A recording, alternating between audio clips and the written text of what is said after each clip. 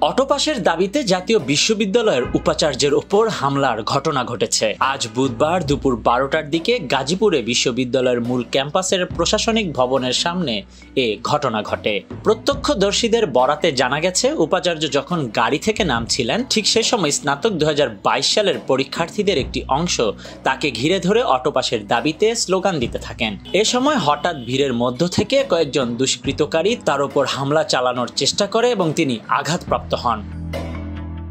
বিশ্ববিদ্যালয় সূত্র জানায়, করোনা মহামারী ও চলমান রাজনৈতিক অস্থিরতার কারণে 2022 সালের স্নাতক শিক্ষার্থীরা নিয়মিত শ্রেণীকক্ষের পাঠ ও পরীক্ষার প্রস্তুতির সুযোগ না পাওয়ার অভিযোগ তুলে গত কয়েক মাস ধরে অটোপাসের দাবিতে আন্দোলন করে আসছিলেন। তবে বিশ্ববিদ্যালয়ের প্রশাসন অটোপাসের দাবি প্রত্যাখ্যান করে নিয়মিত পরীক্ষার আয়োজন করে, যেখানে প্রায় 69% শিক্ষার্থী উত্তীর্ণ হন। পরবর্তীতে তাদের জন্য গ্রেস মার্ক দেওয়া সহ খাতা পুনর্মূল্যায়নের সুযোগও রাখা হয়, যার ফলাফল চলতি মাসে প্রকাশিত হওয়ার কথা রয়েছে। বিশ্ববিদ্যালয় কর্তৃপক্ষের অভিযোগ, কিছু ব্যর্থ শিক্ষার্থী এবং বহিরাগত প্ররোচনাকারীদের উস্কানিতে একটি গোষ্ঠী নতুন করে অটোপাসের দাবিতে আন্দোলন শুরু করে এবং সেই সূত্রে আজকের হামলার ঘটনা ঘটে।